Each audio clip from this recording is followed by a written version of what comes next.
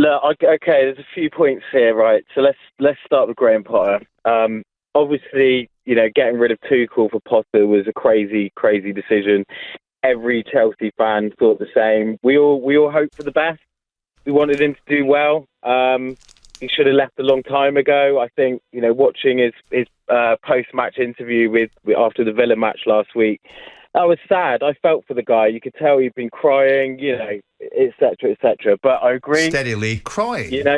Yeah, you could have a look. Crying with laughter about the money he was about to pick up. That interview, mate. You could see he had a lot of water in his eyes. He could barely compose himself. He'd been. Oh dear, he knew what was going to happen. Lee, we're filling up here now. Listen, on Lampard, what's your take on it? What is your take on it that he comes back on an interim basis? So look, I've got my opinion, but I also just want to ask Simon, why are you so negative? Like, what's happened in your life for you to just look at everything? Well, shall I tell you why, Lee? Because when I get to listen to drivel from people like you, it upsets me. So I'm forced to be a negative. If I'm going to listen to someone come on national radio and suggest with a serious face that the football manager was crying, I can't take it seriously. And if we did some data analytics and mapped all the things that you say, I would say probably 75% of what you say is negative, pessimistic. But anyway, let's move past or shall we recharacterise it, Lee, as realistic and not sentimental or based upon visceral, emotive, senseless, emotional reactions to things, or based upon experience, or all of those things combined. Lee, before you told us about Potter crying, you should have remembered Simon's take on Hasenhüttl crying when they got a result against Liverpool. And he was as unsympathetic then as he is now.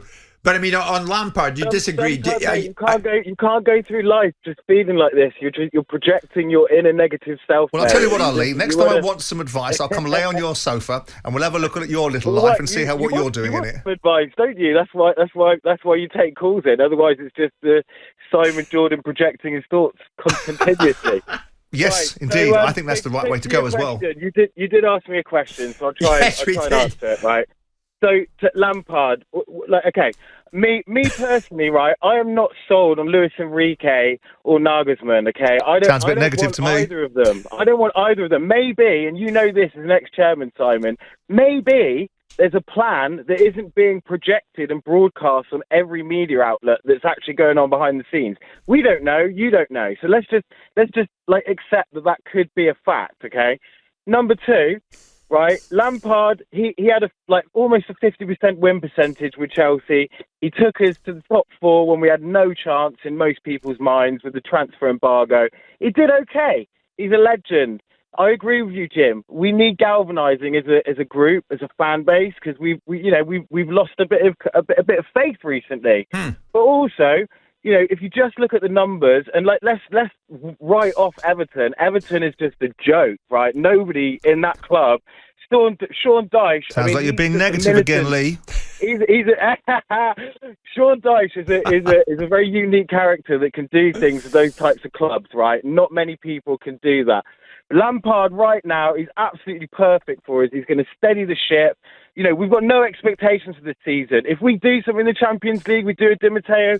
Wicked, happy days. Nobody's expecting it. All we need to do is coast to the end of the season, get a few wins, build a bit of morale, and as you guys know, most big managers will not join a club at this phase of the season. Doesn't matter how many bucket loads of money you want to chuck at them. Yeah. They're going to always wait till the end of the season. That's just proven. Lee, that was quite a call. We explored the inner sanctums of Simon's mind as well. Thank you so much for that. That was interesting, wasn't it? I've had an unhappy childhood. Michael, Chelsea fan, what do you want to tell us? Hi guys, how are you keeping? Thanks for having me on the show. Pleasure. Good morning. Just on the last caller there, going at Simon and saying that he's too negative and too this and that. To be honest, I don't buy that at all. I think the way this club Chelsea's being run at the moment is an absolute joke. I don't know what Bowley was thinking bringing Frank Lampard back will do, and what Lampard will do better than what Potter was doing. You look at Frank Lampard, he's failed at Everton, he's failed at Chelsea, and you're bringing him back to go face Real Madrid away from home. And then you also have Wolves away and you have Brighton at home. 3 tricky games coming up. Just my thoughts on it is, I feel like Todd Bowley has given up on the season and he just wants to get the season out of the way and then go from there again. I just don't understand it at all, to be honest. You don't think he's going to come in and he'll galvanise the place, as I said earlier on, and Lee, the other caller, was agreeing with me on that, Michael? Like somebody, like he's a club legend. It's like Terry coming in. You know, would he not do the same type of thing? Is that not the intention? Look, you're going to have fans out there that are going to want to believe that Frank Lampard will come back. It'll be a fairy tale story, and he's going to do better than he did before. I'm not buying that. Look, he's been a legend with the club. But Chelsea don't want, we don't need people, big players in the club coming back and going to be great for the club. It'd be great if it was like that. All right, a serial winner that's going to make a big difference for this club. Okay, let's see what we can do though, because it should be announced later today, and Frank will be in there from this point onwards until the end of the season. Michael and all the Chelsea fans, thanks for that.